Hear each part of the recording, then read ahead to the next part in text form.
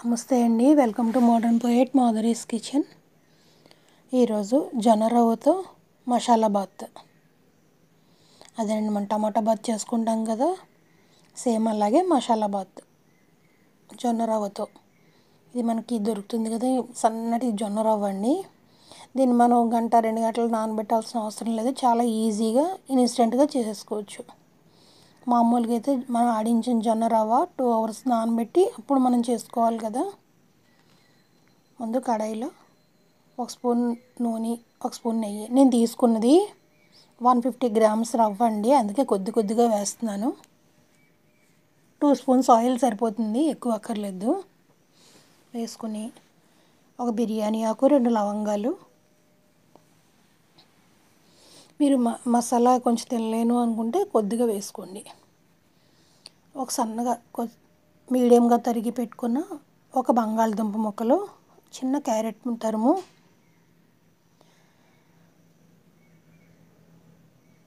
4 ఉల్లిపాయ పీసెస్ అండి, చిన్నవి. మనం తీసుకుంటున్న క్వాంటిటీ చాలా తక్కువ కాబట్టి అన్నీ కొద్దిగా వేస్తున్నాను.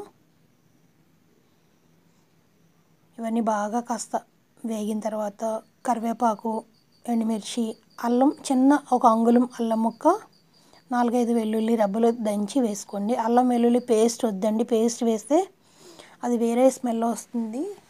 ఇది కచ్చాపచ్చాగా దంచి వేసుకోండి. సన్నగా తరిగిన టమాటా, బీన్స్, మీ దగ్గర ఏ గ్రీన్ బీన్స్ కానీ ఉల్లికాడలు కానీ అవన్నీ కూడా వేసుకోవచ్చు. చిక్కుడు ఉంటే చిక్కుడు కూడా 4 చిక్కుడుకాయలు కూడా సన్నగా తరిమి వేసుకోవచ్చు. పచ్చి బఠానీలు వేసుకోవచ్చు. అవన్నీ కూడా ఒక 5 నిమిషాలు లో ఫ్లేమ్లో మూత పెట్టి మగ్గించుకోవాలి. ఎప్పుడైతే మూత పెట్టి మగ్గిస్తామో ఆ కూరగాయల్లో ఉన్న నీరుతోనే ఉడికిపోతాయండి. చిటికెడు పసుపు, రుచికి సరిపడా ఉప్పు. దీనికి ఉప్పు పెద్దగా పట్టదు, కొంచెం తగ్గించి వేసుకోండి. చిటికెడు గరం మసాలా, అంటే ఇది బిర్యానీ మసాలా కాదు, మామూలు లైట్గా ఉండే కూర మసాలా అన్నమాట. గరం మసాలా మనం బిర్యానీకి వాడే మసాలా వేస్తే ఘాటు వచ్చేస్తుంది. ఇప్పుడు బాగా మగ్గిపోయినాయి కదా, ముందుగా సిద్ధం చేసి పెట్టుకున్న రవ్వ వేసేసుకోవాలి. ఈ రవ్వని లో ఫ్లేమ్లో మొత్తం బాగా కలుపుకోవాలి. ఇప్పుడు మటుకు ఒక 5 నిమిషాలు లో ఫ్లేమేనండి, రవ్వ మొత్తం బాగా వేగాలన్నమాట. ఈ రవ్వ ఈ నెయ్యితో, నూనెతో, ఈ ముక్కలతో బాగా వేగిందనుకోండి, రుచి బాగుంటుంది. అలా కాకుండా మనం నీళ్లు పోసేసిన తర్వాత రవ్వ వేసామనుకోండి, ఉప్మా టేస్ట్ వస్తుంది తప్ప మీకు ఈ టేస్ట్ రాదు. ఇప్పుడు మనం ఏ కొలతో అయితే రవ్వ తీసుకున్నామో దానికి 2 నీళ్లు పోసుకోవాలి.